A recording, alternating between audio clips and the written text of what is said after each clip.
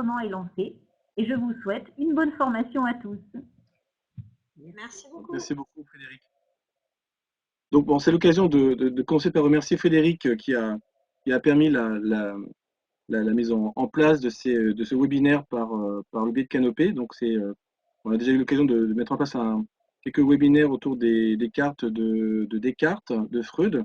Donc, je vous en parlerai à la fin de l'intervention. Si vous voulez, vous pouvez aussi consulter les présentations de ces deux auteurs-là, qui sont aussi d'ailleurs sur le site Philosophie. Donc, un grand merci à Canopé et à Frédéric et toute l'équipe. Et puis, donc, je suis très heureux d'accueillir des collègues de Sèvres. Alors, pour l'instant, les professeurs des écoles ne nous ont pas encore rejoints. Peut-être qu'ils vont venir par la suite.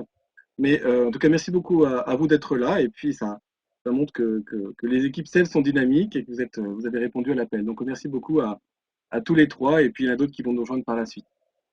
Alors, je vais vous faire une présentation un peu générale. Alors, c'est vrai que Audrey et Jacqueline, on se connaît un petit peu, puisque j'étais intervenu à La Rochelle.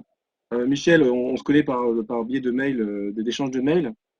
Alors, j'ai quelques éléments de présentation, puisque l'idée, c'est que ce soit un enregistrement qui puisse être un peu tout public, et même pour des gens qui ne connaissent pas le jeu ou qui ne me connaissent pas personnellement. Alors, donc très rapidement, je m'appelle Stéphane Marciro. Comme vous le savez, donc je suis poitevin, donc j'habite à Poitiers. Je suis professeur certifié de philosophie et j'ai aussi fait une thèse sur René Girard, qui est paru chez l'Harmattan, et qui concerne la question du mimétisme. Donc, une question très intéressante, justement, en lien avec la question de l'apprentissage, la transmission, puisqu'il y a une partie de mimétisme, de neurones miroirs qui sont présents dans tout ce qui est éducation. J'enseigne depuis un certain nombre d'années, depuis 25 ans. Et puis, depuis 2019, eh bien, un beau projet s'est développé, le projet Philodéfi. Le jeu de cartes a été lancé. Alors, je sais que Audrey, Jacqueline, Michel, vous disposez déjà du jeu, donc vous voyez de quoi il s'agit. Donc, ça a été créé avec mon petit frère, donc il a créé la maison d'édition. Donc, une maison d'édition familiale pour un produit pour l'instant qui est unique, qui est le jeu Philodéfi. Alors, sachez que est en préparation la version Philodéfi Lettres. Je ne sais pas si j'en avais parlé lorsqu'on s'était vu à La Rochelle en août, mais ça se prépare, ce sera sur le même principe que Philodéfi Philo. Alors, par rapport à la genèse du projet Philodéfi, vous savez que la population des élèves a évolué et comme j'enseigne depuis 25 ans, j'ai eu l'occasion de voir des cohortes d'élèves assez nombreuses. Une évolution par rapport aux questions de concentration, par rapport à la nécessité de travailler en groupe et par rapport aux besoins d'interaction. C'est-à-dire qu'en une bonne vingtaine d'années, j'ai pu voir les limites du cours magistral et la nécessité de faire appel à d'autres outils. Il y a aussi une autre chance que l'on a, c'est qu'il y a le développement des neurosciences depuis quelques années. On a aussi des chercheurs comme Howard Gardner qui évoquent l'intelligence multiple. Donc, en s'appuyant sur tous ces éléments-là, en tant que pédagogue, eh bien, j'ai pu rassembler un certain nombre d'éléments pour réfléchir à un outil différent. Parce que, en observant mes élèves, j'ai eu un jour la surprise de voir une de mes élèves qui s'appelle Louise Gou, qui dessinait très très bien, qui dessine toujours très très bien, puisque c'est son métier, elle est artiste aujourd'hui. Et Louise dessinait en cours. Et le jour où j'ai fait un cours sur René Descartes, qui évoque le statut des animaux comme étant des machines très évoluées, mais des machines, elle avait dessiné René Descartes qui soulevait la peau d'un cheval, et sous la peau du cheval, on voyait des ressorts, des tuyaux, des mécanismes. Et j'avais trouvé ça très éclairant.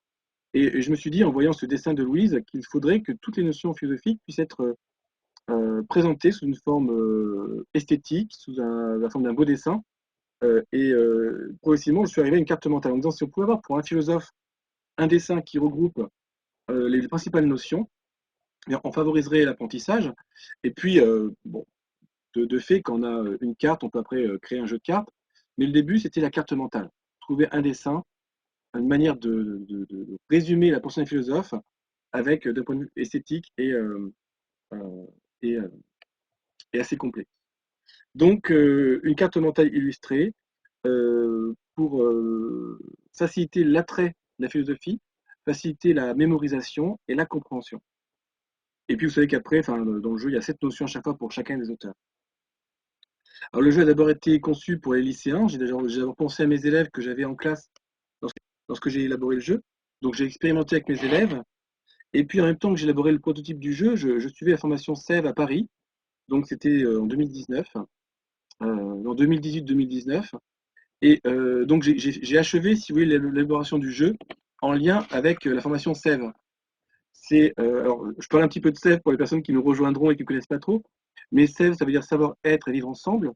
C'est une association qui a été créée sous l'égide de Frédéric Lenoir et qui vise à promouvoir la philosophie pour enfants. Et ce qui est vraiment formidable aujourd'hui, c'est qu'il y a à la fois beaucoup d'animateurs et d'animatrices qui sont formés par Sève et de plus en plus de professeurs des écoles qui utilisent cet outil qui est la philosophie pour enfants. Alors, il existe de nombreux outils. Là, celui que je vais vous présenter aujourd'hui, c'est un outil parmi d'autres. Mais c'est vraiment une grande chance que cette association Sève se développe. J'ai eu la chance de pouvoir la suivre, donc c'est quelques week-ends de formation. Donc, j'ai fini de construire le jeu en même temps que je suivais la formation Sève. Et c'est la raison pour laquelle, dans la plupart des dessins des cartes, vous remarquerez qu'il y a des allusions à des fables de La Fontaine, par exemple, puisque les enfants vont les étudier en primaire. Donc, c'est aussi une façon d'avoir ce lien, de rattacher les cartes avec ce que les enfants vont étudier dans les petites classes, entre guillemets. Alors, comment allons-nous procéder pour ce webinaire? Ben, je vais vous faire découvrir l'univers d'un auteur. Donc, aujourd'hui, ce sera Socrate. Mercredi prochain, si vous êtes disponible, je crois que ce qui est prévu, c'est Rousseau. Et 2 semaines après, il me semble que c'est Bergson. Donc, on va découvrir l'univers de Socrate. Je vais vous expliquer les grandes notions qui vont apparaître sur la carte. Donc, d'une certaine manière, je vais vous raconter une histoire. Donc, je vais faire appel à votre mémoire auditive. Je vais faire aussi appel à votre mémoire visuelle, puisque je vais vous faire le commentaire en lien avec la carte que vous aurez sous les yeux, puisqu'elle va apparaître au centre de l'écran. Alors, bien sûr, là, c'est un webinaire, donc il n'y aura pas de dimension kinesthésique.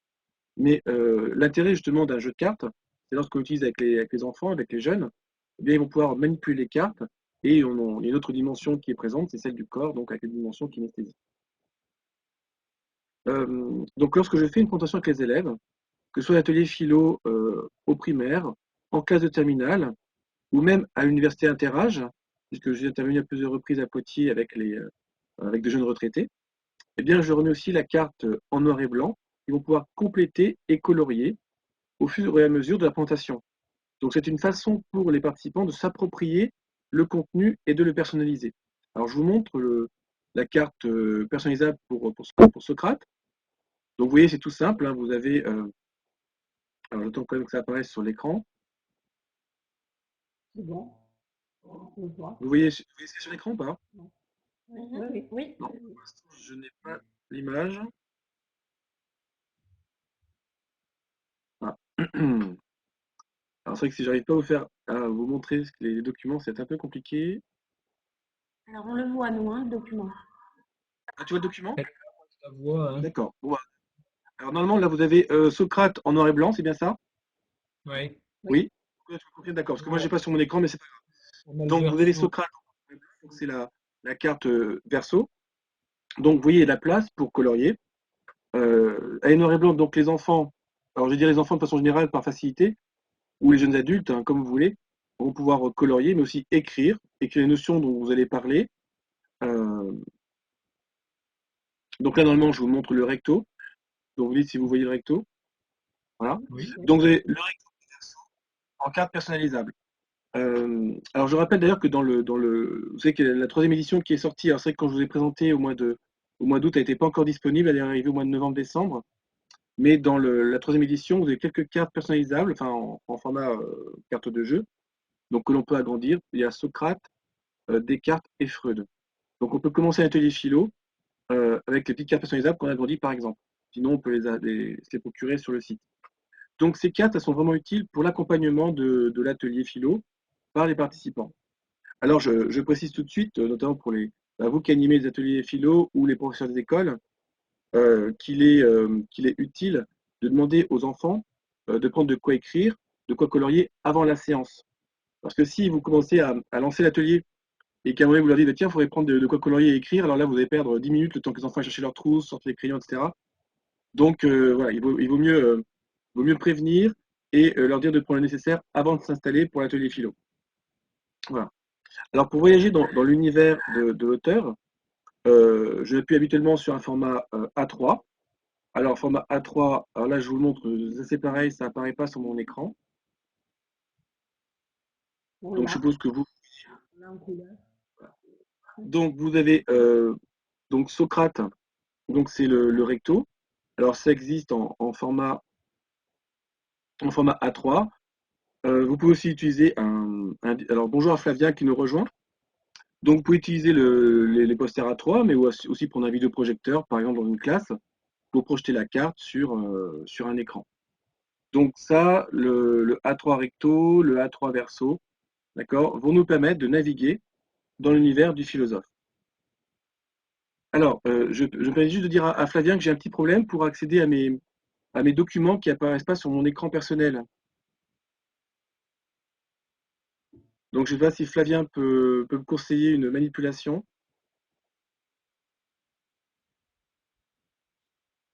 Je ne sais pas si Flavien, si son micro fonctionnera, parce que je vois qu'il a une mauvaise connexion. Il a un point d'exclamation en bas, là, donc je pense qu'il a une mauvaise connexion. Écoute, Stéphane, nous, on les voit bien, les documents. Hein, donc, ça te dérange de ne pas les voir, en fait, c'est ça? Alors, c'est que tout ça, quand j'ai navigué sur la carte, normalement, je devais donc c'est pas grave, de toute façon, je vous montrerai la carte sans le pointeur, donc ça vous demandera davantage aller voir par vous-même. Donc on va continuer comme ça, parce que là je sais pas, j'arrive pas à voir directement le support sur mon propre écran. Mais on va quand même pouvoir s'en sortir.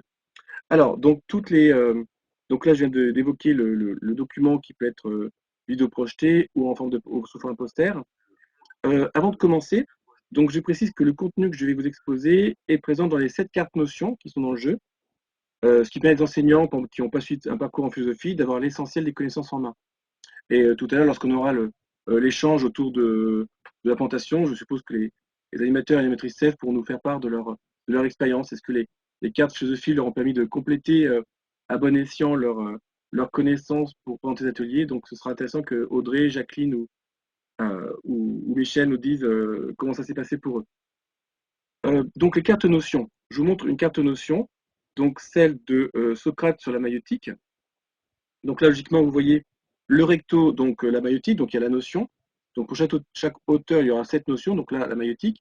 Et au verso, vous avez une explication, un développement, qui va vous permettre, en tant qu'animateur ou animatrice, d'avoir des billes, on pourrait dire, entre guillemets, des connaissances supplémentaires pour pouvoir expliquer aux enfants, bah tiens, quand on parle de maïeutique avec Socrate, c'est l'art d'accoucher les esprits, c'est de poser des questions, de pousser un peu les gens dans leur retranchement pour les amener à prendre conscience de ce qu'ils savent ou de ce qu'ils ne savent pas.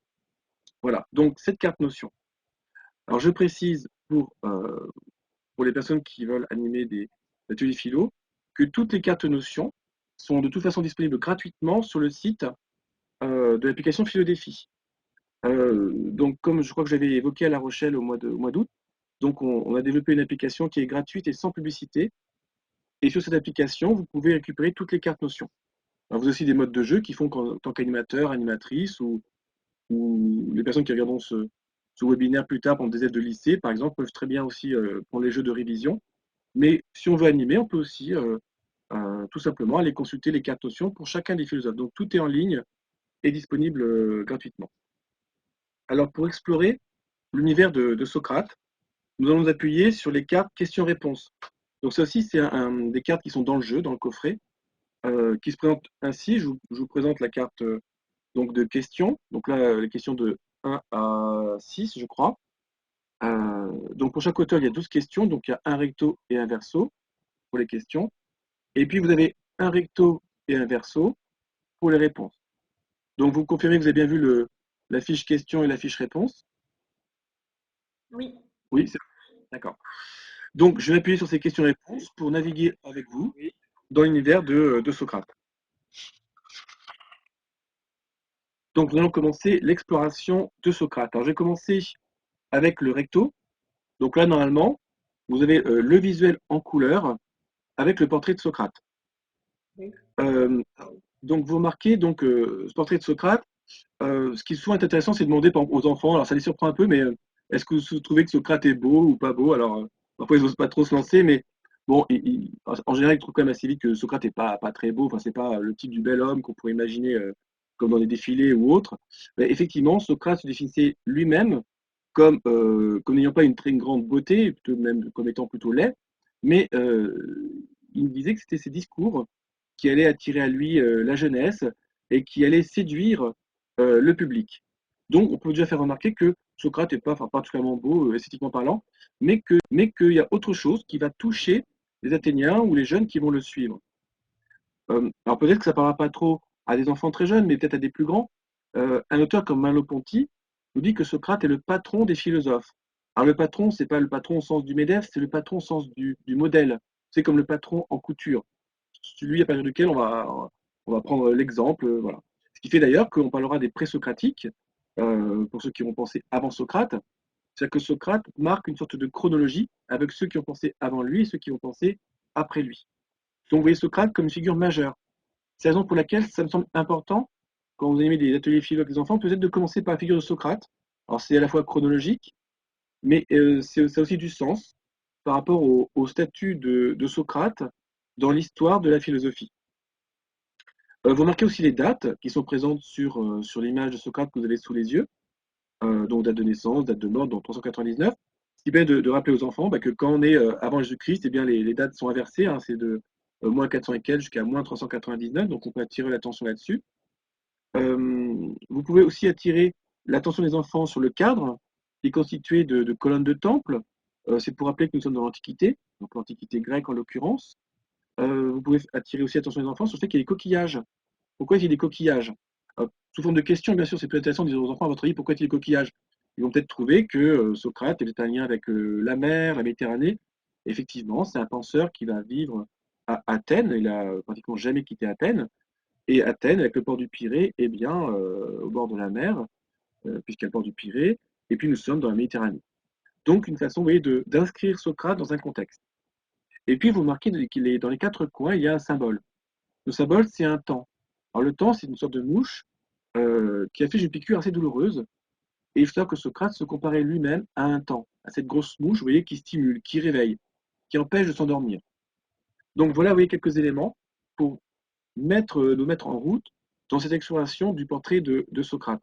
Alors bien sûr, les enfants que vous allez avoir avec vous auront les cartes personnalisables, donc peut-être qu'ils vont marquer tant mouche qui pique très fort, peut-être qu'ils vont colorier les coquillages. Tout ça, c'est très bien. Et je précise d'ailleurs que ces cartes personnalisables, c'est un support qui est intéressant puisque les enfants pourront les ramener chez eux et réexpliquer par exemple à leurs parents ce qu'ils ont compris avec vous de cet auteur, des questionnements, des questions qui ont été posées lors de l'atelier. Donc c'est bien qu'ils aient cet élément qu'ils rapportent avec eux et qu'ils aient, pour certains, voilà, ajouté tel mot, fait tel coloriage ou autre. Alors, maintenant on va voir le verso puisque c'est là l'essentiel de l'exploration de l'histoire de Socrate. Alors pour cette exploration, je vais m'appuyer, comme je vous l'ai dit tout à l'heure, sur les questions-réponses. Alors, je prends donc les cartes questions-réponses de Philo-Défi, et vous avez la première carte qui est où est Socrate dans la carte, combien de fois apparaît-il? Alors, je n'ai pas le pointeur pour vous le montrer, mais vous avez la carte sous les yeux. Socrate apparaît 4 fois. Vous le voyez tout en haut, qui descend de la montagne, on pourrait dire. Il y a des sortes de temples autour de lui, du moins en haut à gauche. Donc Socrate qui tient un miroir. Ensuite, on voit Socrate au milieu de la carte. Socrate qui est en face d'un jeune homme qui a l'air de sortir d'un œuf. On voit ensuite Socrate en bas à gauche, qui est entouré de personnes qui ont l'air plutôt hostiles. Il tient une balance qui a l'air d'évoquer un attachement à la justice. Et puis on voit Socrate en bas à droite, qui est en prison et qui a l'air de se préparer à boire une boisson peu engageante, puisqu'il y a une tête de mort qui ressort de la coupe. Donc voilà pour la première question. Quels sont les deux indices qui indiquent l'époque, le pays ou la ville où a vécu Socrate? Vous voyez donc les temples qui sont en haut à gauche, qui vont évoquer plutôt le monde antique. Donc ça, les enfants peuvent en général assez vite comprendre qu'on est en Antiquité. Mais est-ce l'Antiquité romaine ou l'Antiquité grecque? Ce qui va vous aider, le deuxième indice, c'est d'attirer leur attention sur le personnage qui se trouve au centre à gauche. Vous avez derrière Socrate Athéna, avec la chouette de Minerve. Alors Minerve qui est l'autre terme pour désigner Athéna. Donc il y a un terme Athéna pour les Grecs et Minerve pour les Romains. Donc la chouette de Minerve, Athéna. Donc Athéna, qui est la déesse qui protège Athènes par définition, déesse éponyme d'Athènes. Donc ça permet aux enfants donc, de situer, ah oui, l'Antiquité grecque, et puis Athènes avec Athéna. Il est que s'ils retiennent l'image, et c'est le but de toute l'activité qu'on va proposer, eh bien, se souviendront que voilà, Socrate, c'était bien à Athènes, avec une déesse qui a un rôle particulier de protection. Vous pouvez d'ailleurs faire allusion à cette déesse qui est la déesse à la fois de la sagesse, déesse de la bataille, de la stratégie, puisque pourquoi la sagesse, pourquoi l'usage de la raison? Parce que si on doit décider mener une guerre, eh bien, il va falloir réfléchir à tête reposée, garder la tête froide. ne pas se laisser emporter par ses passions, et toutes ces qualités que représente Athéna, déesse de la sagesse et de la guerre, ou surtout de la bataille, eh bien, on va les avoir aussi pour le philosophe. Et vous pouvez dans ce cas-là dire aussi aux enfants, vous savez, la chouette, effectivement, pour certains auteurs comme Hegel, on verra plus tard, eh bien, est le symbole de la philosophie. Donc voilà quelques éléments, vous voyez, par rapport à ces deux indices pour l'époque et le lieu. Alors, que tient Socrate dans sa main alors qu'il descend du temple de Delphes? Donc là, on revient en haut à gauche. Et vous voyez Socrate qui tient dans sa main une sorte de miroir. Alors, un miroir pour symboliser une citation que vous connaissez certainement, la fameuse citation « Connais-toi toi-même ». Alors, si on prend la citation complète, c'est « Connais-toi toi-même et tu connaîtras l'univers et les dieux ». Cette citation était écrite sur le temple de Delphes. Le temple de Delphes, c'était un temple dédié à Apollon, le dieu de la lumière, le dieu de la connaissance. Et cette formule, donc Socrate la reprend au temple de Delphes. Si vous voulez, c'était sur le temple de Delphes, c'est comme pour les mairies en France. Vous avez une devise, liberté, égalité, fraternité qui est inscrite. Là, sur le temple de Delphes, il y a plusieurs formules, dont celle-ci. Connais-toi toi-même et tu connaîtras l'univers et les dieux. Donc Socrate va faire sienne cette formule. Il va d'ailleurs souvent interpeller ses contemporains en disant qu'il faut bien se connaître avant d'essayer de connaître le monde. Et pour connaître le monde, il faut déjà connaître, on peut dire, le microcosme que nous sommes avant de se tourner vers le macrocosme, le monde de façon plus générale. Une petite anecdote par rapport à ce Socrate qui descend de la montagne. C'est pour faire allusion à la mission que Socrate va recevoir. Vous savez qu'on raconte, donc c'est une anecdote, mais qu'un ami de Socrate était allé consulter l'oracle à Delphes, puisqu'il y avait une sorte de prêtresse qui pourrait répondre à des questions que vous vous posiez sur votre avenir. Par exemple, faut-il que je me marie avec telle personne? Ou alors faut-il déclarer la guerre à telle ville ou telle contrée? Ou faut-il acheter tel terrain ou telle maison? Bon. Donc on allait consulter la Pythie, l'oracle, pour avoir des réponses. Les réponses n'étaient pas toujours très très claires, et il y avait une certaine interprétation, mais un ami de Socrate était allé interroger la Pythie, donc la prêtresse, et il avait posé la question de savoir qui était l'homme le plus sage d'Athènes, le plus sage de Grèce. Et la réponse, visiblement, était que c'était Socrate. Et cet ami donc rapporte à Socrate cette affirmation qui va surprendre Socrate et qui, semble-t-il, va être le point de départ de sa mission.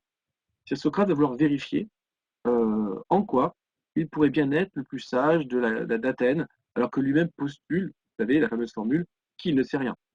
Il a postulé, la seule chose que j'ai, c'est que je ne sais rien. Donc sa mission va consister à vérifier s'il est plus sage que les autres.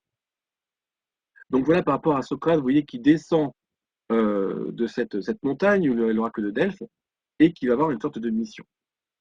Socrate descend donc de la montagne et il va croiser, vous voyez, sous l'arbre, un premier personnage.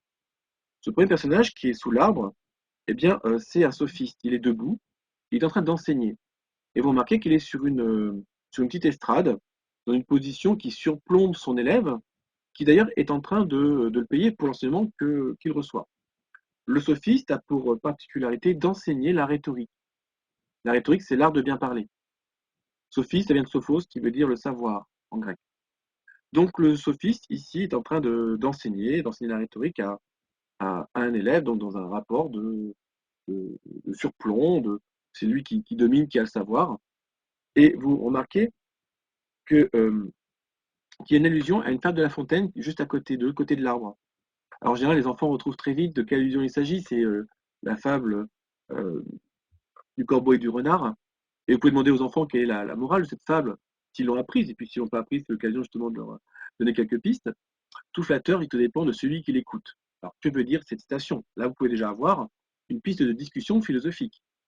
Vous pouvez donc expliquer aux enfants que tout flatteur, il te dépend de celui qui l'écoute, c'est-à-dire que la personne qui manie bien le langage peut flatter le peuple, faire preuve de démagogie, démos le peuple, mais c'est-à-dire qu'on conduit le peuple là où on veut, le démagogue a ce pouvoir sur le groupe, et que ceux qui parlent bien peuvent embobiner, conduire les gens là où ils le veulent. Donc il y a un pouvoir assez extraordinaire lié à la parole.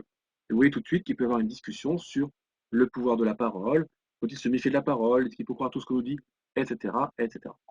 Donc, en tout cas, on vient de croiser un sophiste et une première allusion, vous voyez, à une fable de La Fontaine. Alors le sophiste qui est sur son estrade tient une règle à la main. C'est pour faire référence à un sophiste très connu qui s'appelle Protagoras et qui déclarait je cite, « L'homme est la mesure de toute chose ». C'est-à-dire que nous allons définir les choses, les peser, les évaluer en fonction de ce que nous sommes. Si on interprète un peu rapidement, mais c'est une interprétation qui est acceptable, il faut se dire que la vérité est relative à chacun. Et c'est en ce sens, vous voyez, que le sophiste est sous l'arbre, il est dans un espace qui est plutôt ombragé. C'est que les vérités sont relatives, on n'est pas en pleine lumière. Pourquoi je vous dis ça? Parce que vous voyez, si vous regardez le centre de la carte, Socrate, avec le jeune qui émerge de l'œuf, est en pleine lumière. Sur la carte coloriée, vous voyez bien les rayons du soleil qui descendent sur eux. Socrate pense qu'il y a une vérité unique. Ce qui les différencie des Socrates, des sophistes, excusez-moi, qui vont postuler que la vérité est relative, qu'elle dépend de chacun, elle dépend du lieu où on se trouve, elle dépend de l'époque à laquelle on vit. Mais c'est ce qui peut expliquer qu'un sophiste, qui va enseigner dans la rhétorique, vous permet de défendre un point de vue comme son contraire. Dans le cas d'un procès, par exemple, vous pouvez être amené à défendre l'accusé ou la victime. Donc, il va bien falloir trouver les arguments pour défendre l'un ou l'autre.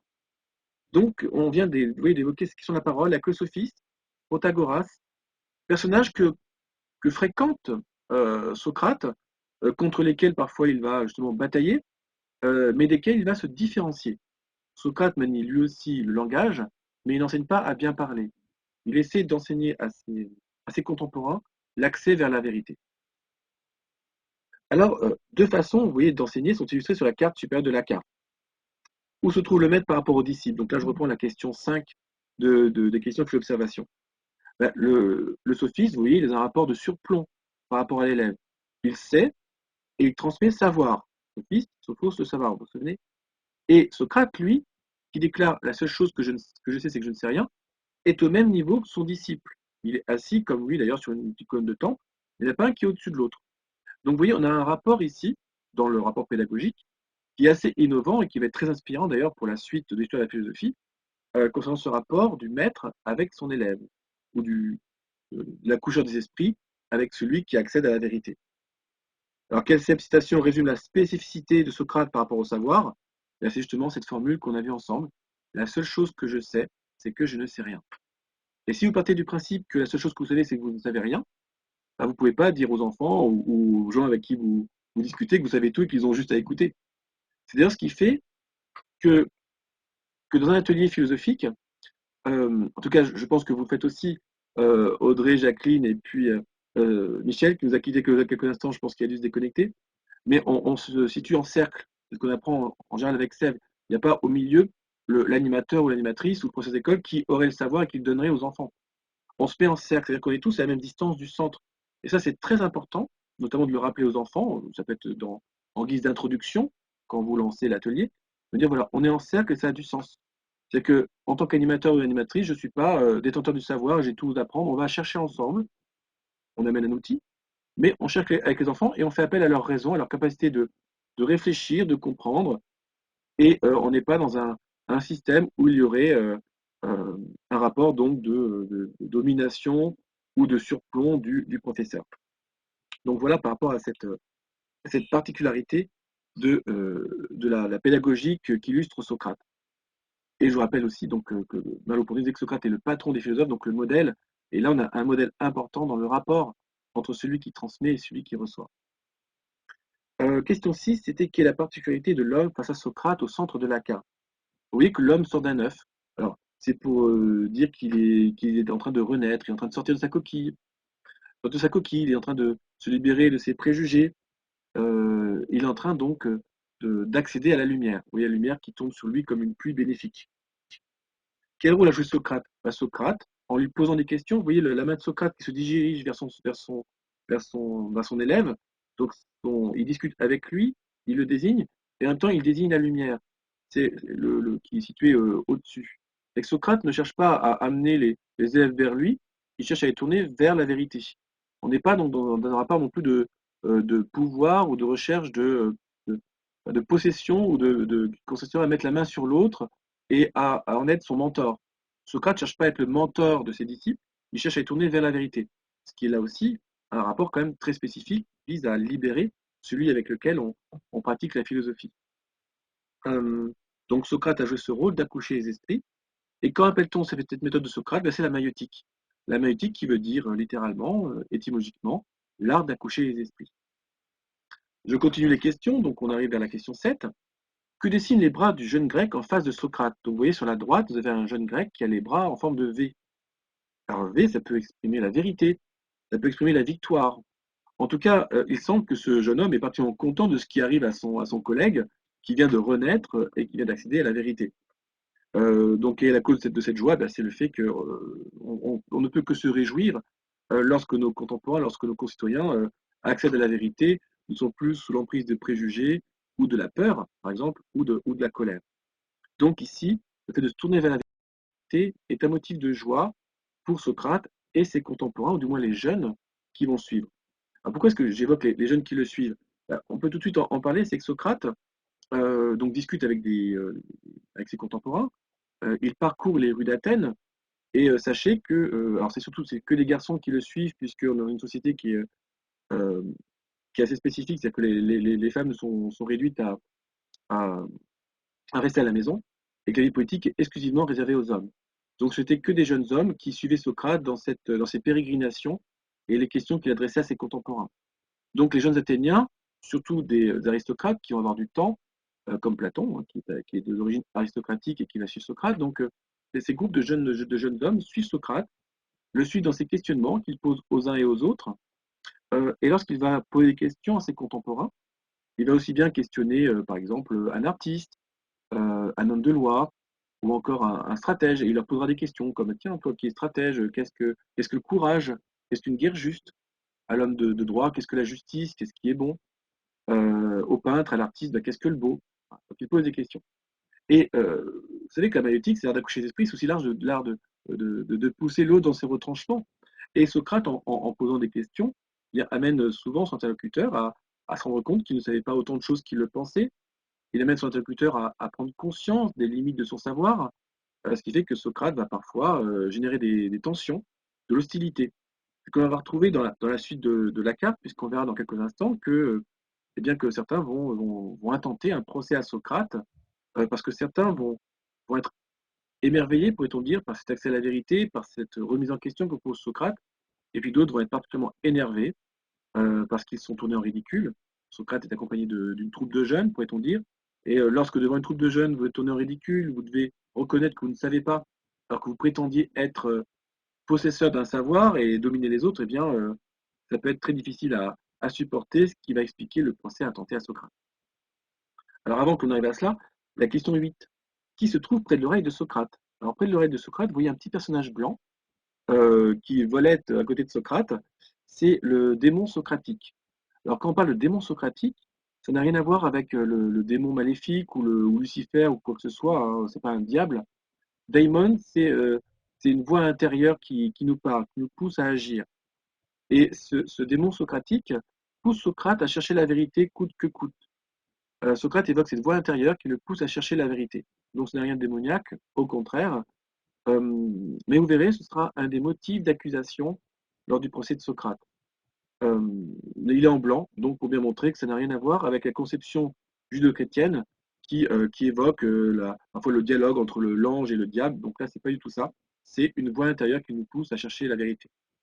Vous pouvez par exemple, lorsque vous expliquez cela aux enfants, leur dire c'est comme lorsqu'on quitte sa maison, qu'on a fermé la porte et on vient vérifier si on a bien fermé la porte parce qu'on a un doute. Quelque chose qui nous pousse à aller vérifier. C'est un peu ça. Quelque chose qui nous pousse, qui est plus fort que nous, on dit il faut vraiment que j'aille vérifier si j'ai bien fermé la porte parce que là j'ai une sorte d'incertitude. Socrate, c'est cette voix intérieure, impérieuse, qui le pousse à chercher la vérité. Donc nous arrivons en bas à gauche de la carte. Et, ah oui, pardon. Juste avant qu'on aille en bas à gauche, vous remarquez que Socrate est assis sur une colonne de temple. Et cette colonne de temple, elle porte un animal un peu particulier, c'est un poisson torpille. Pourquoi? Parce que Socrate se compare à un taon, on l'a expliqué tout à l'heure, que c'est le symbole qui est dans les coins de la carte, donc le taon qui inflige une piqûre douloureuse, qui réveille. Et le poisson torpille, c'est un peu la même chose, sauf que c'est un animal marin, et qui va vous réveiller, enfin en tout cas provoquer une réaction. Donc c'est en ce sens que Socrate se compare à ces deux animaux qui stimulent, qui font réagir. Donc il stimule et il fait réagir. Et comme je vous l'ai dit, ça va parfois mal se passer. Et certains interlocuteurs de Socrate vont vouloir en découdre avec lui faire payer la honte ou les limites de la connaissance face auxquelles Socrate les a amenés vers lesquels Socrate les a poussés. Et donc, vous avez 3 hommes en bas qui expriment le visage de ces 3 hommes autour de Socrate. Vous voyez, ils expriment l'hostilité, la colère. Vous remarquez qu'il y a pour chacun un temps qui volette autour de lui. Avec Socrate l'a piqué chacun d'eux. Il y a certainement un artiste parmi eux, peut-être un homme de loi, peut-être un stratège, qui ont été ridiculisés par Socrate, qui les a poussés à bout. Donc ils sont quand même assez énervés. Et que désignent ces hommes? Ils désignent, l'un désigne, vous voyez, le démon socratique, et l'autre désigne les jeunes qui suivent Socrate. Parce que ça va nous permettre de mettre en évidence les 2 reproches qui ont été évoqués contre Socrate.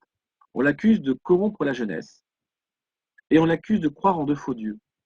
Alors on l'accuse de croire en de faux dieux, parce que vous voyez, il y a ce démon socratique, et ceux qui vont intenter le procès contre Socrate vont dire à Socrate qu'il se prend pour un dieu, qu'il fait preuve d'impiété, qu'il ne croit pas au dieu de la cité. Donc c'est un premier motif d'accusation. Et puis le deuxième motif d'accusation, c'est de corrompre la jeunesse. Oui, parce que souvenez-vous, Socrate parcourt les rues d'Athènes avec ses troupes de jeunes. Il remet en question certains notables, certaines personnes qui ont des positions bien établies. Et que va-t-il se passer si les jeunes prennent modèle sur Socrate, s'ils commencent à critiquer, à poser des questions? Où va-t-on? Alors c'est en ce sens qu'on l'accuse de corrompre la jeunesse. Alors bien sûr, sachez que quelques années après le procès de Socrate et la condamnation de Socrate, eh bien, Athènes reviendra sur cette condamnation et reconnaîtra qu'elle s'est trompée. Mais lorsque le procès a lieu, il y a une sorte de crispation de la cité qui estime qu'il ne faut pas remettre l'ordre en place, il ne faut pas poser de Socrate un modèle subversif. Subversif, c'est-à-dire qui renverse, d'accord, qui est révolutionnaire et qui risque de provoquer du désordre. Donc c'est en ce sens qu'on l'accuse de corrompre la cité. Donc à quoi vont-ils le condamner? Là, vous voyez, il y a un troisième personnage qui a d'indiquer la prison, qui indique la prison, mais aussi la boisson que va devoir prendre Socrate et qui est en fait une condamnation à mort. Alors il faut savoir que lors des procès à Athènes, en tout cas lors du procès de Socrate, il y avait au moins 2 phases. Une première phase où l'accusé doit reconnaître qu'il est effectivement coupable, et une deuxième où il doit proposer une sentence, une punition, une façon de vérifier qu'il a bien compris, qu'il a fait amende honorable. Sauf que Socrate, dans un premier temps, ne reconnaît pas ne se reconnaît pas coupable de ce dont on l'accuse, et lorsqu'on va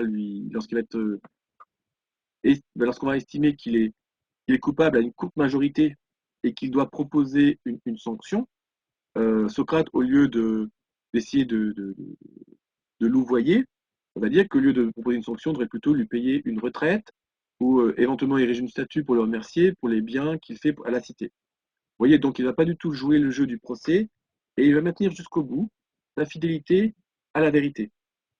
C'est en ce sens que l'on a la question 10. Quel objet Socrate tient-il face à ses accusateurs? Oui, il tient une balance. C'est la balance de la justice. Socrate, jusqu'au bout, est fidèle à la vérité. Il ne va pas se dédire et, et se renier. La vérité est plus forte que nous. Socrate est prêt à mourir pour la vérité. Il déclare d'ailleurs, une citation que vous avez dans les notions philosophiques, du jeu défi, il déclare « Il vaut mieux subir l'injustice plutôt que de la commettre ». Si des gens commettent le mal envers vous, eh bien vous le supportez, dit Socrate, mais il ne faut pas soi-même commettre le mal. Car si on commet l'injustice, si on commet le mal, eh bien on se met au même niveau que nos persécuteurs. On ne vaudra pas mieux qu'eux finalement. La vérité exige de nous un sacrifice entier. Elle est plus importante que nos vies. C'est en ce sens que vous voyez que Socrate maintient cette balance de la justice jusqu'au bout, quitte à mourir, alors que ces 3 accusateurs, vous voyez, ont cassé la balance de la justice. La balance qui est devant eux, je ne sais pas si vous voyez le détail sur la carte, la balance est cassée. Donc ils ont perdu, si vous voulez, le fil de la justice. Alors quelle sera la conséquence de cette perte de la justice? Eh bien, c'est que Socrate est prêt à perdre sa vie pour la vérité.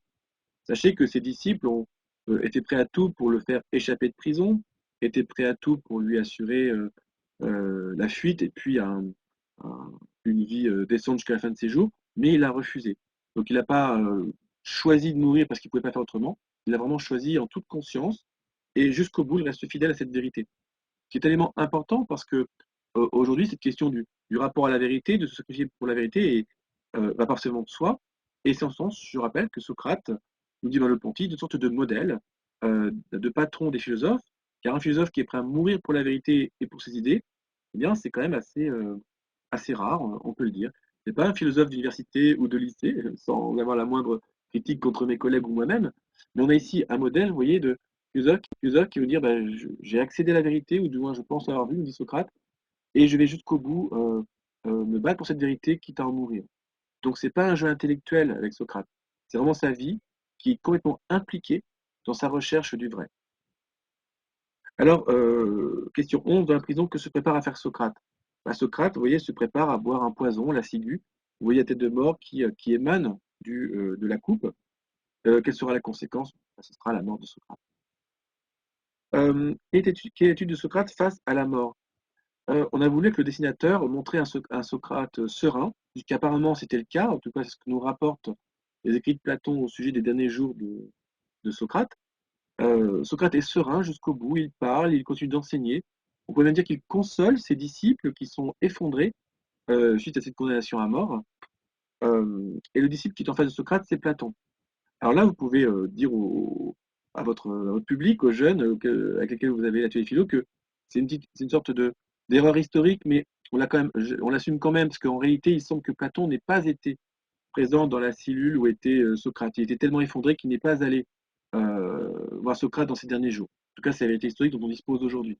Mais on a quand même voulu figurer Platon en face de Socrate, puisque c'est Platon qui va nous rapporter l'essentiel des dialogues socratiques. Donc, tout ce que l'on sait de Socrate, on le sait par d'autres, puisque Socrate n'a rien écrit. Ce qui est d'ailleurs une des spécificités de ce Socrate qui est un modèle pour Merleau-Ponty, parce qu'il a vécu sa philosophie. Il n'a pas été dans un travail intellectuel d'écriture, ce n'était pas un travail universitaire, c'était vraiment la philosophie, on pourrait dire, en acte, où il a une sorte, oui, d'accord entre la parole, les actes et la pensée. Donc Socrate n'a rien écrit, et si on sait ce que c'est de lui, c'est notamment, entre autres, par le biais de Platon, d'où le fait que Platon est ici présent. Donc Platon qui écrit, vous avez compris, puisque c'est lui qui va nous rapporter les paroles de Socrate. Donc nous venons de faire l'exploration de la carte de Socrate.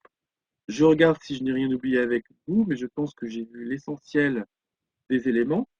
Et donc, je vous rappelle que la navigation dans la carte s'est effectuée ici, notamment avec les cartes fil observation, donc les questions-réponses, que j'ai agrémentées, que j'ai complétées, vous avez vu, avec les cartes notions.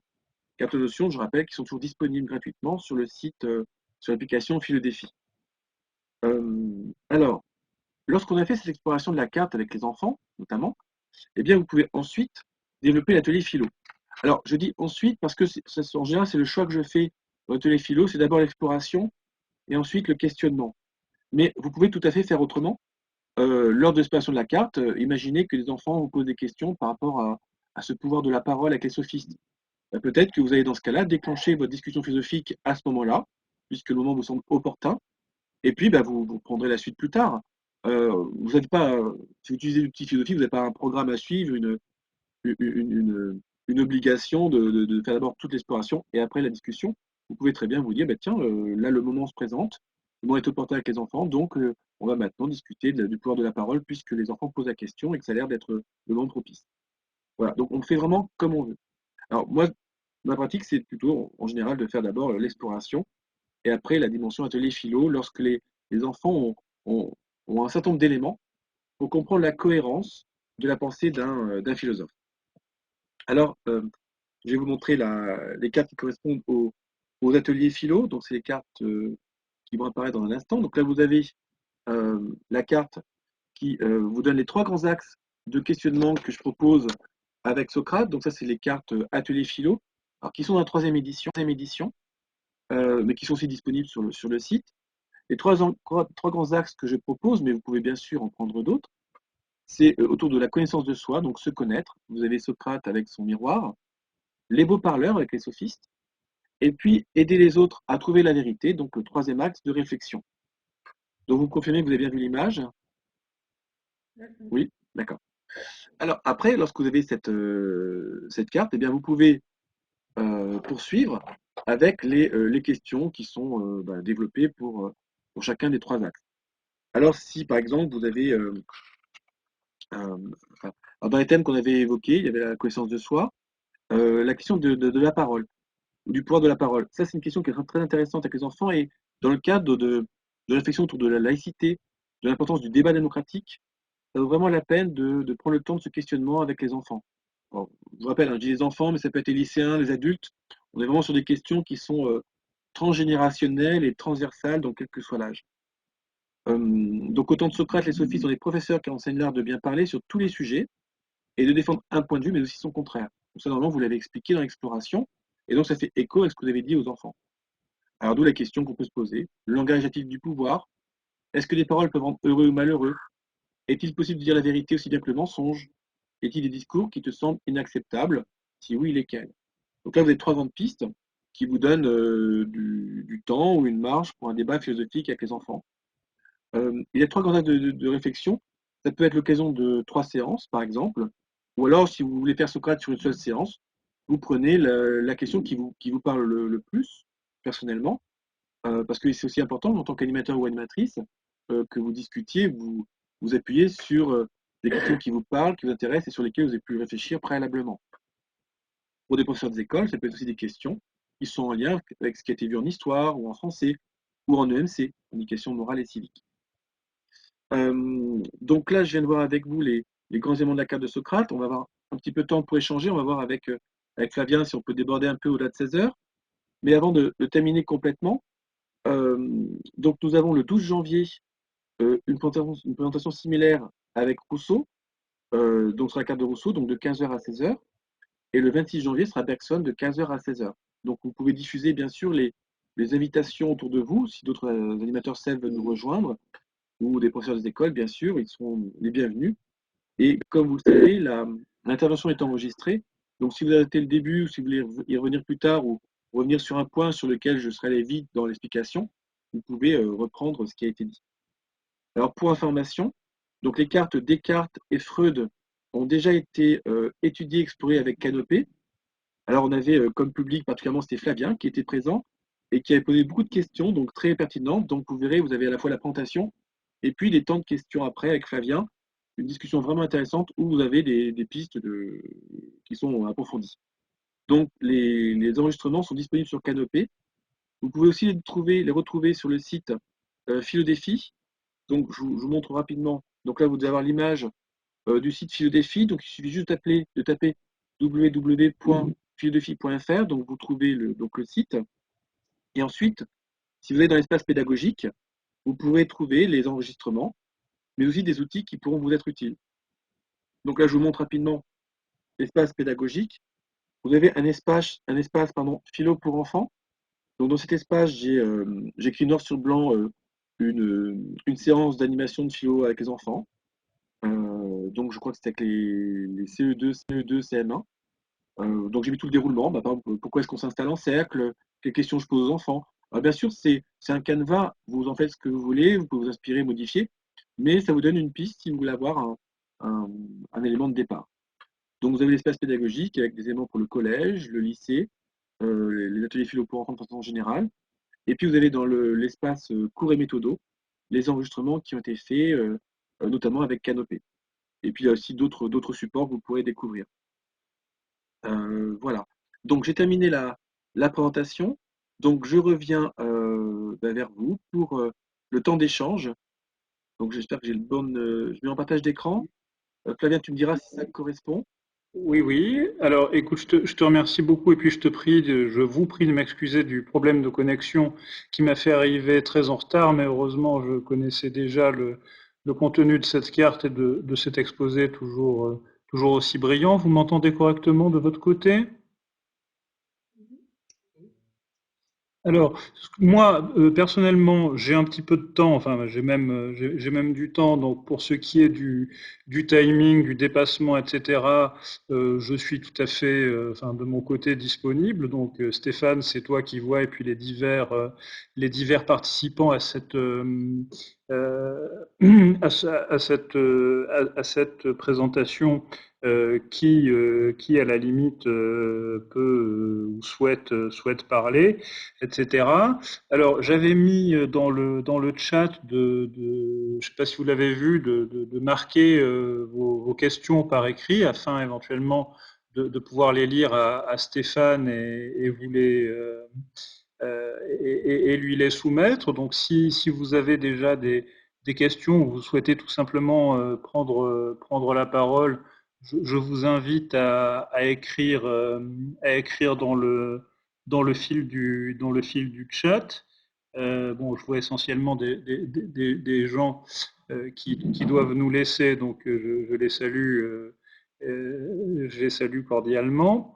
Donc pour ceux qui restent avec nous, si vous avez des questions pour ce riche projet qui est celui de Stéphane, je vous laisse je vous laisse les marquer ou vous signaler en levant la main ou par tout autre moyen.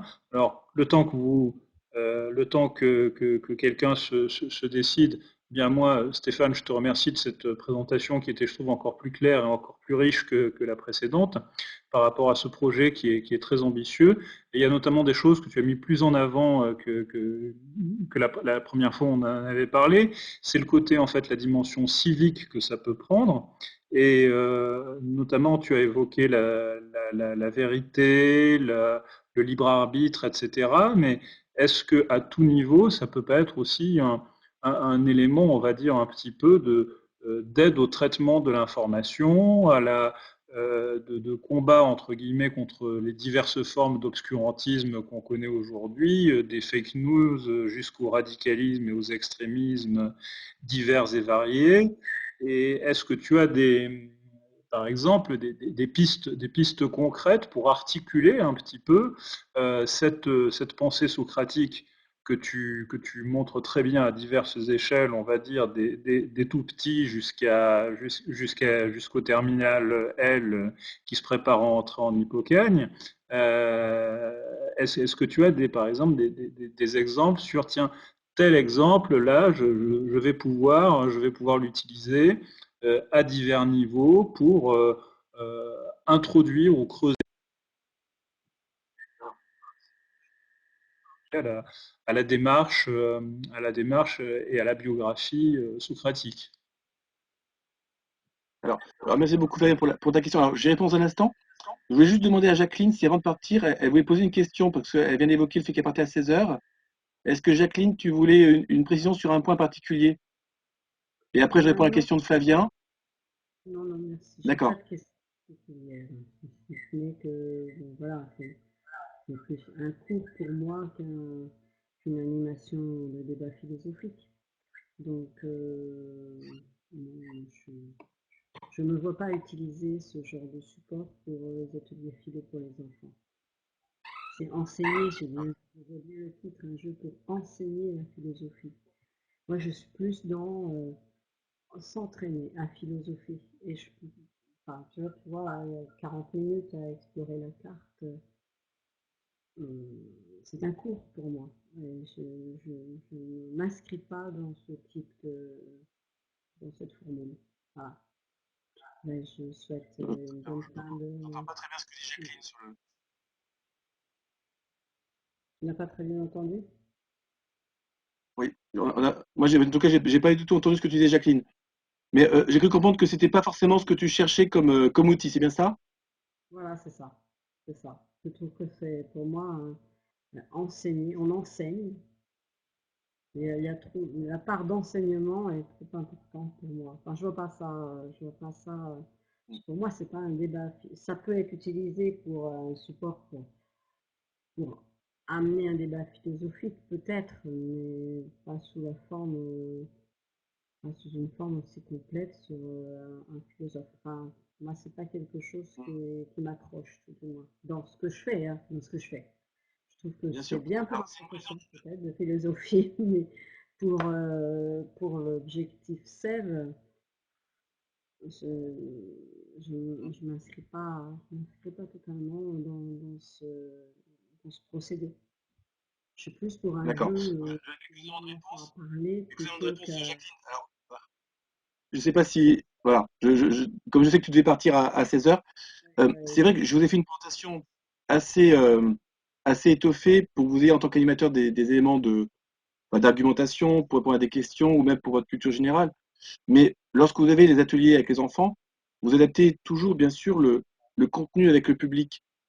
Si j'ai un atelier avec des CE1, CE2, j'ai pas donné autant de contenu sera moins dense que je viens de faire avec vous. En revanche, si vous faites des ateliers avec des élèves en lycée, voire des ateliers adultes, dans le cadre d'un café philosophique, ça peut intéresser d'avoir plus d'éléments, des éléments d'approfondissement. Donc c'est vrai que là, j'ai essayé de trouver un milieu pour que vous puissiez voir comment explorer. Est-ce qu'Audrey ou Michel, vous avez des éléments de questions avant que je réponde à la question de Flavien, que j'ai toujours en tête, hein. Est-ce que Audrey, tu voulais poser des points particuliers Je dirais ou tiens Michel? comment dire, pour ta défense par rapport à tout ça, et puisqu'on en a déjà discuté, que ce jeu n'est pas, tu le dis bien d'ailleurs, une ultima ratio de la philo, mais peut constituer un support parmi tant d'autres, qui n'empêche pas du tout le cours magistral à côté ou des choses beaucoup plus traditionnelles. C'était par rapport à ce que disait Jacqueline, puisque par exemple, tu le présentes également comme une possibilité de fiche de révision pour le bac ou des choses comme ça. Donc je crois que c'est un support dont il faut souligner quand même la grande élasticité. On peut effectivement décréter qu'on fait de la philo entre guillemets ludique et participative, notamment avec les tout petits, et puis en partant vraiment de la lecture et de la description de la carte. Mais je pense que l'enseignant, quand même, avec des outils aussi riches, ont le choix de choisir un petit peu ce qui leur paraît le plus adapté à leur public et puis surtout à leur façon d'enseigner et à leur désir d'avoir plus ou moins une vision classique de leur cours. Donc je pense que c'est une des qualités de ton projet, c'est justement d'être, comment dire, c'est pas un truc clé en main comme un Monopoly où il faut tant pour construire un hôtel ou rue de la Paix, quoi. C'est quelque chose qui est très maniable, qui peut être complètement changé, qui peut être utilisé par exemple pour un auteur et en particulier et pas les autres, qui peut alterner avec d'autres types de pédagogie, quels que soient les niveaux. Enfin voilà, c'était peut-être pour répondre un petit peu, enfin me faire ton avocat sur cette question où on peut avoir l'impression là que tout à coup tout passe par le jeu ou tout passe par je sais pas comment dire, les pédagogies ludo-éducatives. Voilà, ça, ton jeu peut être pris de façon plus entre guillemets sérieuse qu'un simple jeu de cartes avec des bons hommes et des symboles, quoi. Voilà, il y a plusieurs. Je voulais juste prendre ta défense entre guillemets sur cet aspect-là. Tout en respectant évidemment les choix de Jacqueline, ses choix pédagogiques et ses goûts et ses habitudes et son expérience que je n'ai pas pour ma part. Alors, je crois qu'Audrey voulait poser une question aussi. Bien que Et je crois que Michel qui a levé la main tout à l'heure. Alors, je ne sais pas si Audrey, tu veux commencer, et puis on écoute Michel ensuite. Michel avait Oui, levé la oui. main. Alors moi, c'est pas une question, je voulais rebondir aussi rapidement là-dessus. Déjà pour dire merci beaucoup, Stéphane. Moi, je sais que ça me parle et je suis en recherche de support inducteur pour lancer après une discussion et un débat. Et c'est d'une richesse incroyable. Donc, mais je comprends, Jacqueline, que ça puisse, voilà, c'est peut-être une question de carte ou d'auteur ou de sensibilité au support. Voilà, moi, c'est vraiment un outil précieux que je vais de ce pas utiliser pour les prochains ateliers. Merci Audrey. Bon, Est-ce que Michel, tu as levé la main, je crois, tout à l'heure? oui, je vais essayer de vous parler, mais je vous promets rien parce que j'ai rarement vu un webinaire aussi volatile. J'arrête pas d'être déconnecté toutes les 2 minutes. Ce que j'allais dire, d'abord, je voudrais féliciter pour la qualité du jeu et la quantité d'informations qu'il contient. Moi, je ne suis pas philosophe de formation. J'ai fait la formation SEV, mais pour ceux qui l'ont pratiqué, c'est 4 week-ends, donc on ne devient pas philosophe et connaisseur des auteurs en 4 week-ends. Et là, c'est une ouverture assez intéressante qui permet ensuite éventuellement d'aller approfondir dans les textes, mais je trouve que pour le formateur, c'est un support tout à fait intéressant. Maintenant, je rejoins un petit peu ce que disait Jacqueline. Étant formé SEV, j'ai tendance à donner beaucoup plus de liberté aux enfants pour ce qui concerne la définition des questions, le choix des sujets. Et donc là, il y a des éléments que je trouve un petit peu directifs dans la façon dont tu proposes le passage aux ateliers. Donc moi, je vais travailler avec une institutrice là, qui participe à votre opération. Et ce que je lui ai proposé, c'est que dans un premier temps, on fasse ce travail avec les cartes pour présenter un petit peu les quelques auteurs que tu proposes aux enfants, découvrir un peu ce que c'est. Et puis, euh, dans un deuxième temps, donc après les vacances de Pâques, on va regarder les cartes avant les vacances de Pâques, et dans un deuxième temps, de faire des ateliers et entre deux, de leur proposer une boîte à idées, c'est-à-dire qu'ils mettent suite à l'observation des cartes, qu'ils proposent des sujets dans une boîte à idées et qu'ensuite ils votent entre eux sur le choix de 3 sujets qu'on traitera, c'est-à-dire qu'on aura le temps, moi j'aurai le temps de les préparer, mais ce sont des sujets qui vont venir des enfants, ce sont eux qui auront envie d'en parler, et on va essayer ça pour voir. Très bien. Bah, enfin, ça me semble une très bonne idée. Par exemple, comme je l'ai dit tout à l'heure, il y a une multitude de supports qui existent et il faut juste aussi donner libre cours à votre créativité. Moi, j'ai pris beaucoup de plaisir à développer ce jeu et j'utilise de façon très variée. Et vous pouvez vous en emparer, mais de la façon qui vous convient, en n'utilisant pas tel aspect ou tel autre, en le complétant comme tu vas le faire, Michel. Moi, ça me semble vraiment pertinent. Mettons que tu utilises la carte exploration tu explores la carte avec le guide questions-réponses. Effectivement, après dire aux enfants quelles questions avez-vous envie d'aborder suite à cette exploration. Ça me semble une très bonne piste. Alors, j'en profite pour préciser de quoi il s'agit, puisque Michel a évoqué effectivement une expérimentation qui va être menée avec des professeurs des écoles de l'académie de Poitiers. Donc, il y a une petite dizaine d'enseignants sous l'égide de 2 inspectrices, Madame Thury et Madame Castel. Donc, c'est l'occasion de les saluer et de les remercier parce que c'est grâce à elles que cette expérimentation se met en place. Et donc, Michel va travailler en binôme avec un des professeurs des écoles, enfin, je crois que c'est une dame hein, avec laquelle tu vas travailler, Michel, qui fait partie de ces volontaires. Donc, j'aurais préparé des kits avec les posters, avec les cartes, etc. Donc, c'est une grande chance que l'éducation nationale expérimente cet outil et qu'il puisse faire cet accompagnement avec un animateur SEV. Donc voilà, pour que les gens sachent de quoi il s'agit lorsque tu parlais de cette expérimentation, Michel. Je pensais que tout le monde Alors, était au courant. il y aura 4 philosophes qui seront expérimentés. Donc, il y a Socrate, Descartes, Rousseau et Bergson. Donc, Socrate, on aurait fait la carte aujourd'hui. Donc, comme c'est enregistré, les professeurs d'école pourront y revenir par la suite. Descartes, comme je disais tout à l'heure, ça a déjà été enregistré avec Flavien. Et donc, c'est disponible sur Canopé et sur le site Philodéfi. Et Rousseau et Bergson, eh bien, ce sera la semaine prochaine pour Rousseau et dans 2 semaines pour Bergson. En tout cas, merci beaucoup parce que c'est très enrichissant dans la démarche SEV d'avoir ce support. Après, effectivement, il y a beaucoup de souplesse, donc on peut l'utiliser chacun avec sa sensibilité et sa méthode. Hein. Je vois apparemment dans le chat que Anne-Cécile, d'ailleurs, est également preneuse pour un test ce vendredi avec ses CM1. Tu veux peut-être nous en faire part par oral, Anne-Cécile?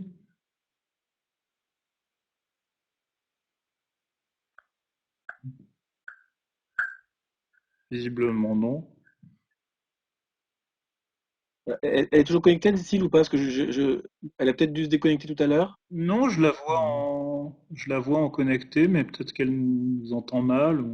C'est vrai que moi aussi, je cache pas que j'ai eu des. Ah, tu arrives pas à faire fonctionner ton micro. C'est euh, tout en haut, tu as une main, puis à côté, tu as une espèce d'œil qui représente la vidéo. Et ensuite, plus à droite, Anne-Cécile, tu as un micro type micro à l'ancienne. Et quand tu appuies sur la flèche qui est à côté, ça te propose de diffuser ou ne plus diffuser ta voix. Je ne sais pas si enfin, voilà, si tu arrives à faire la manipulation. Euh, Donc c'est tout en haut dans la barre bleue là, où on peut lever la main, etc., etc. Bon, le temps que tu trouves. Je ne sais pas Oui. si Anne-Cécile va réussir à faire la manipulation, mais en tout cas, Anne-Cécile, est-ce que tu seras là mercredi prochain pour la séance autour de Rousseau? Parce que si tu peux être là, ce sera une grande chance si tu peux nous faire part de ton expérimentation avec les enfants. Ce sera la carte Socrate, mais tu peux nous dire un peu ce qui a fonctionné, ce que tu suggères comme amélioration, parce que c'est le but de ce webinaire, c'est pas simplement que je présente un outil, mais c'est après qu'il y ait un échange sur nos pratiques pédagogiques.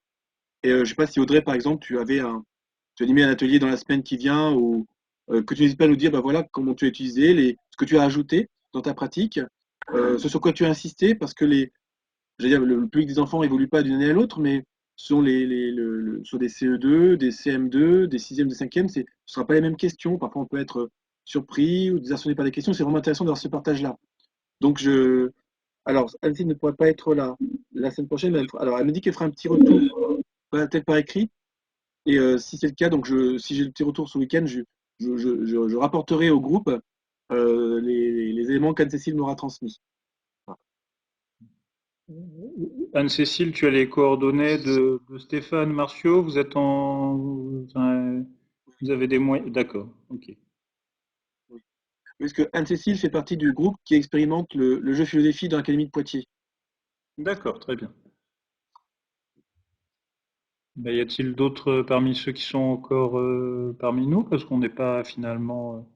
On est quand même encore quelques participants, donc.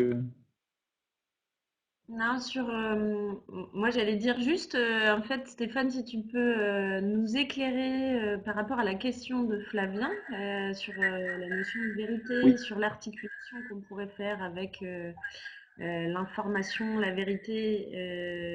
J'anime demain un atelier, moi, pour des étudiants sur la désinformation et bon, qui est déjà préparé hein, avec d'autres supports, mais voilà, du coup, ça m'intéresse d'avoir peut-être oui. ton Donc retour c'est bien, parce que là-dessus. ça permet de revenir à la question de. Merci beaucoup, merci Audrey. Donc ça permet de revenir à la question de Flavien tout à l'heure par rapport à l'exploitation du personnage, enfin, de Socrate, de sa pratique par rapport à la question de la vérité et de l'information. Alors souvent, moi, ce sur quoi je m'appuie avec Socrate, c'est la fameuse phrase, la seule chose que je sais, c'est que je ne sais rien. Et donc, ça oblige à une grande humilité par rapport à une affirmation dans ce que l'on pourrait proposer, que ce soit en tant que professeur de philosophie ou d'histoire ou de sciences.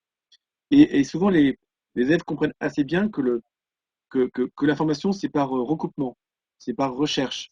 C'est pas juste être dans un rapport descendant avec celui ou celle qui surplombe et qui vous donne l'information, mais c'est une démarche active de recherche et de comparaison.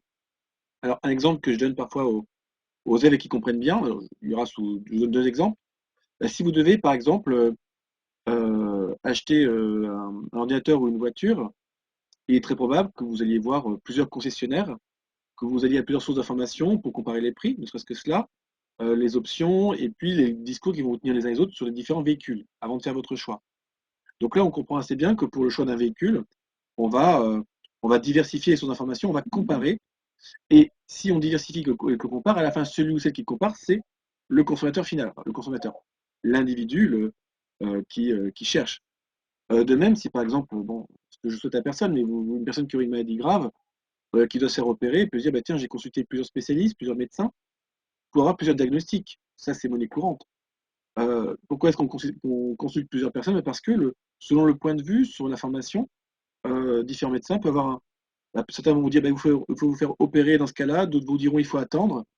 Vous allez peser les arguments et à la fin, bah, c'est quand même vous qui jugez de ce qui vous semble le plus juste par rapport à votre situation. Alors le risque, ça peut être d'être dans une sorte de relativisme, mais l'intérêt, c'est de montrer que, in fine, quand même, la personne qui doit quand même se préoccuper de la vérité, c'est chacun de nous, et doit le faire dans une attitude active, c'est-à-dire que je recherche, je compare, je questionne. Et c'est bien ce que fait Socrate lorsqu'il questionne. Il va chercher différentes informations et il se dit et à la fin, qu'est-ce qui sonne juste, qu'est-ce qui sonne creux, mais il faut pour cela diversifier.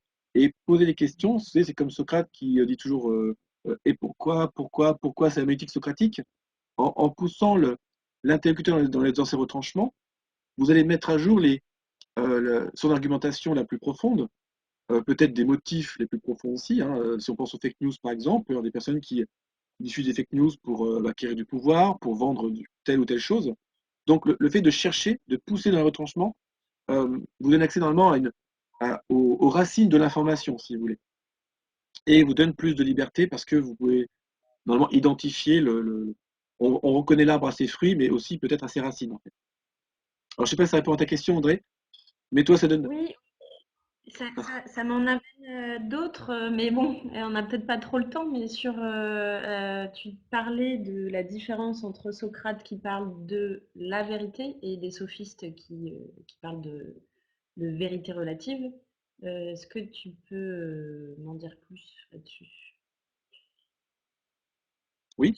Alors, tu vois, on avait Protagoras tout à l'heure qui avait une sorte de grande baguette dans la main, donc c'est une sorte de mètre, en fait, pour mesurer.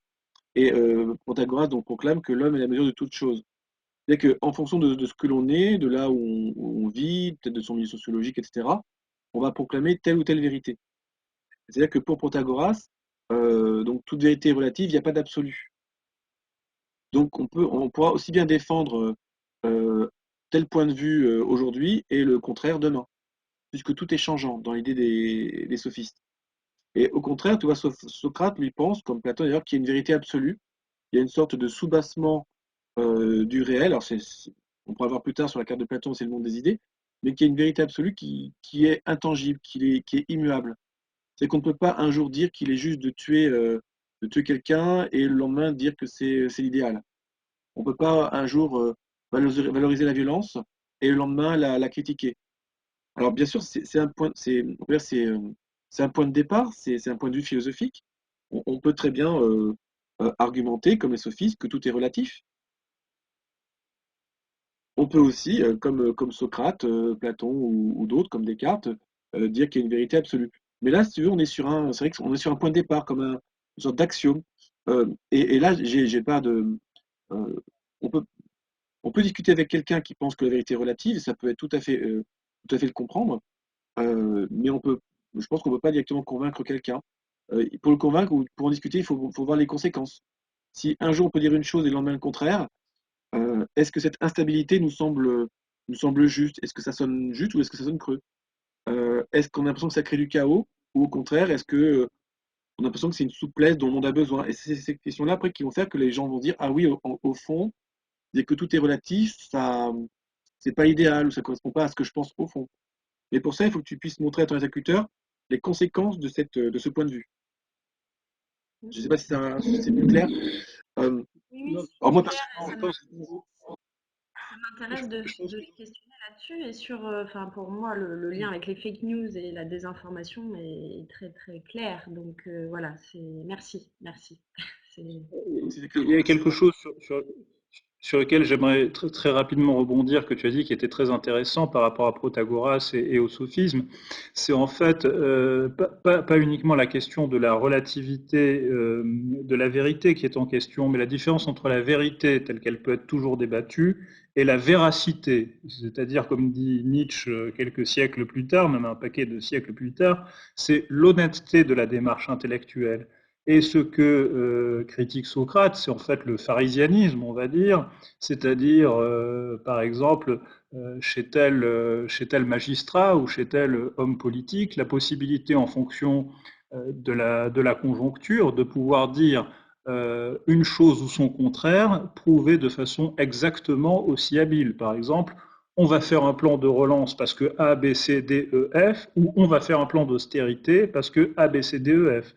Ou comme tu le disais très bien, parce que je veux dire, les rhéteurs, notamment romains, on connaît les grands noms, Cicéron, etc., était parfois capable de prendre complètement en fonction de, bon, Cicéron était un homme honnête et d'ailleurs il l'a payé assez cher, mais d'autres se vantaient de pouvoir plaider aussi bien complètement pour sauver quelqu'un, ou la même personne prouvait qu'elle était coupable de A à Z. Donc je pense qu'il y a cette question d'honnêteté dans dans l'objectivation de la vérité, enfin dans l'approche de la vérité, hein, qui est au cœur de tout ça, parce que et ça peut permettre peut-être de sortir de cette aporie entre relativisme ou vérité absolue. C'est plus honnêteté de la démarche philosophique telle que Socrate nous l'enseigne. Et il sait qu'il ne sait rien, mais il sait qu'il sait beaucoup de choses aussi. Par contre, il a l'humilité de laisser, voilà, il y a aussi tout ce côté-là un petit peu paradoxal qui fait partie de la maïeutique, mais qui est de ne pas imposer le fardeau d'une vérité, même s'il a accumulé une expérience quand même de leçons de morale. Et puis bon, bah, rien que cette décision prouve qu'il est quand même capable de faire un indécis, c'est pas un nihiliste. Voilà. Enfin, excuse-moi, j'interviens un petit peu long. Excuse-moi, j'interviens un petit peu longuement, mais tu sais que j'aime bien avec toi discuter. Mais voilà, je me permettais pour apporter ma propre petite mon propre petit élément de réponse à Audrey de compléter ta réponse par ailleurs tout à fait, qui était par ailleurs tout à fait suffisante. Oui.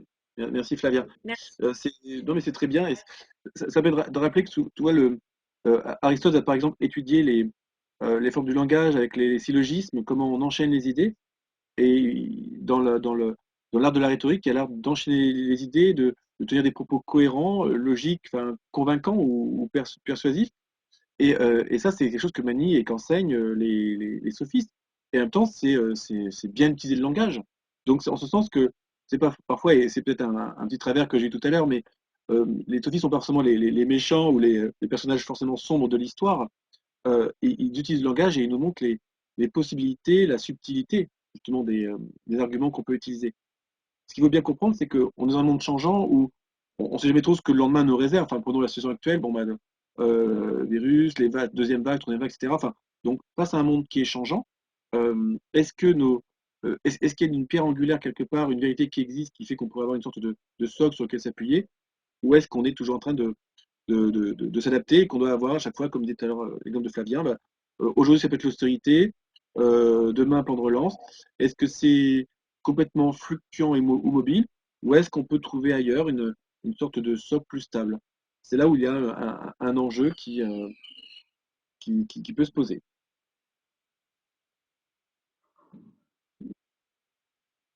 Et Audrey, ton prochain atelier a lieu à quel moment alors? Parce que tu pourras nous en parler très bientôt, je suis. Oui, il a lieu demain soir. Demain soir avec dans une résidence étudiante en relation avec une association. Voilà, un groupe de jeunes qui ne sont pas tous étudiants hein, d'ailleurs, hein, qui sont parfois hébergés dans cette résidence et qui travaillent. Donc c'est toujours très intéressant. Je les suis depuis 3 ou 4 ateliers, depuis 2, 3 mois, ouais. Et voilà, c'est toujours très riche et intéressant. Donc je me nourris beaucoup et cet outil est merveilleux pour moi. Donc je vais puiser en effet des points de questionnement, quoi. Ça m'aide. Ça m'aide dans ma créativité. Ça ne me freine pas dans ma créativité, ça me lance dans ma créativité. Donc merci beaucoup. Je vais devoir vous quitter. Merci Audrey. Je pense qu'on peut peut-être effectivement clore le. Je pense qu'effectivement on va pouvoir clore notre webinaire. Donc Audrey, bon courage pour demain. Merci. Oui, pareil. Et puis donc oui, on rappelle bien les dates, hein. J'espère que vous serez tous là et puis peut-être d'autres collègues. Le 12 janvier, le 26 janvier pour parler donc de Rousseau et de Bergson successivement. Et puis d'ici là, bah, pour ceux qui auront, par exemple Audrey, si tu peux nous faire un retour de ce que tu as prévu pour demain, etc. Hein, parce que tout ça, ça soulève des enjeux quand même terriblement larges, brûlants et puis passionnants. Donc encore merci Stéphane pour cette intervention tout aussi passionnante, sinon encore plus que les autres. Merci à tous de nous avoir suivis. Et puis, donc, je te dis et je vous dis, j'espère au plus nombreux d'entre vous possible, eh bien, à mercredi prochain. Et puis là, j'essaierai de m'y prendre pour comment dire, mes avatars de connexion avec une bonne trentaine de minutes d'avance parce que j'ai galéré avec des problèmes de bande passante, de mots de passe, etc., qui m'ont empêché de te présenter, mais j'espère que ça n'a pas nui euh, à la partie initiale de ton exposé.